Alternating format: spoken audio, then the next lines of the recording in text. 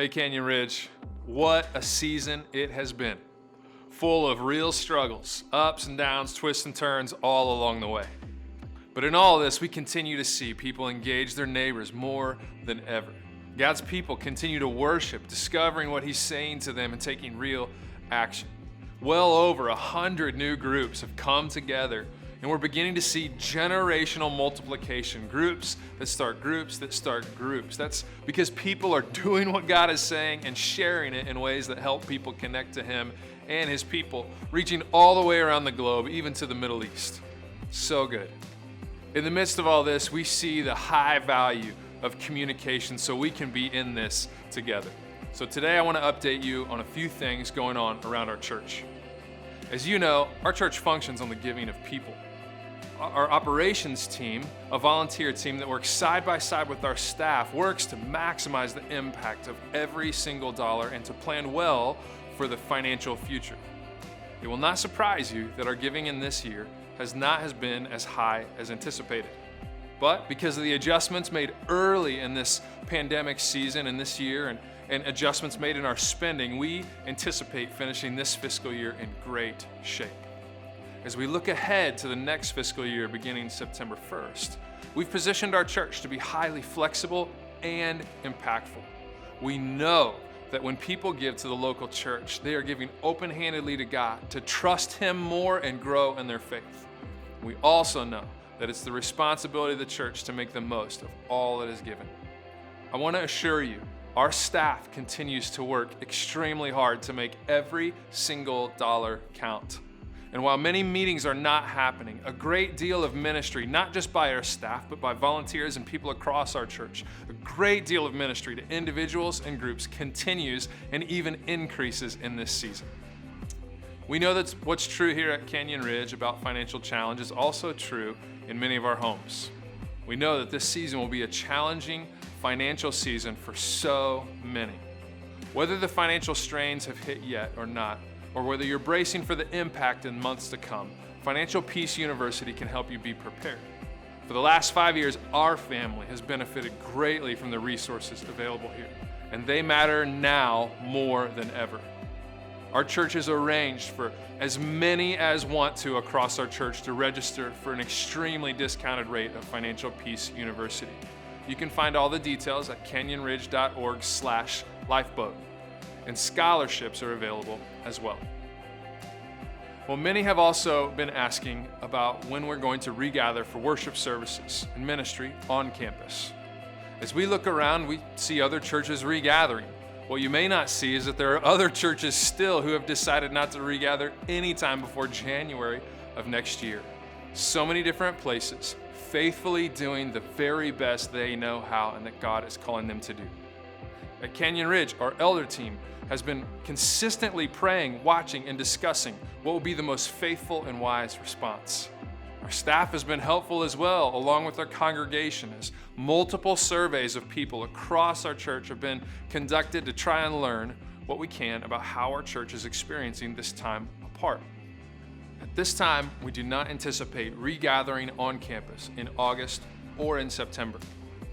We've come to this decision due to many factors. First, the expectations of our government to limit gatherings to 50 or fewer is one factor. It's only one factor, but it is an important one. We continually reconsider this question. When do government regulations prevent us from obeying God? At that point, we should obey God and willingly receive any governmental consequences. We do not believe at this point that gatherings of 50 or fewer prevent us from obeying or honoring, worshiping, celebrating God, encouraging one another, or doing all the things the church is called to do. It certainly prevents our preference, and it has certainly been challenging. But to date, these aren't enough for us to gather in contradiction to our government's expectations. Second, we consider our role in mitigating the spread of COVID-19. So much data exists and can be conflicting in its interpretation. We've been trying to listen to people across all spectrums of expertise, of politics, of faith, and more. And as we weigh what we're hearing, we've not sensed that it's wise to regather just yet. Third, we believe that even though this isn't our preference, God is always up to something. A season without gathering on weekends causes us to look differently at our journey of faith. Yes, it's challenge, but in that there is opportunity. We can ask powerful questions like, how willing are we to embrace other means of encountering God and His people? How might we reallocate the time that we would have spent gathering or serving on campus and to make a difference in Jesus' name in the lives of people that we know or that we live near? There's so many opportunities in the midst of this. Let's not miss those. Many will ask, why wait until after September? Well, our hope in doing this is a few things.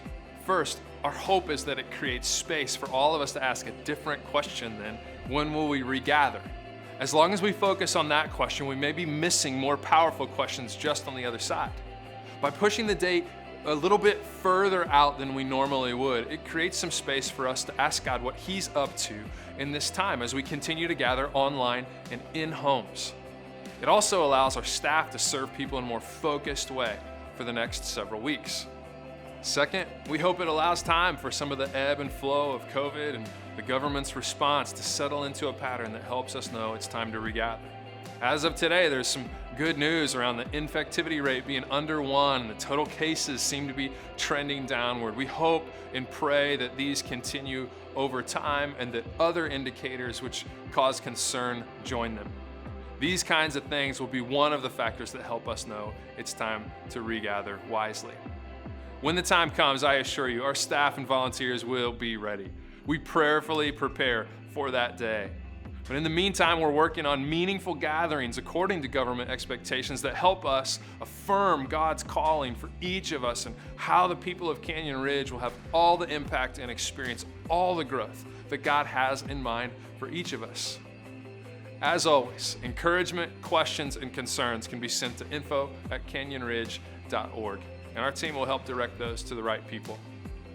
Listen, as challenging as this has been, and as far as the finish line seems to keep moving farther out, we know that God knows. We know that He's up to something, and we know that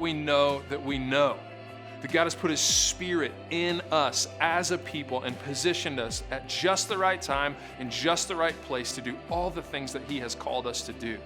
And while we plant and water without growing weary, we know at exactly the right time, God will bear the kind of harvest in our lives, in the lives around us, and in those we may not even yet know that we're impacting. There is so much hope in this season. Let's lean into God and let's make every day count. Until we see each other again soon, we are cheering you on, praying for you. We cannot wait to get back together at just the right time. We'll see you then.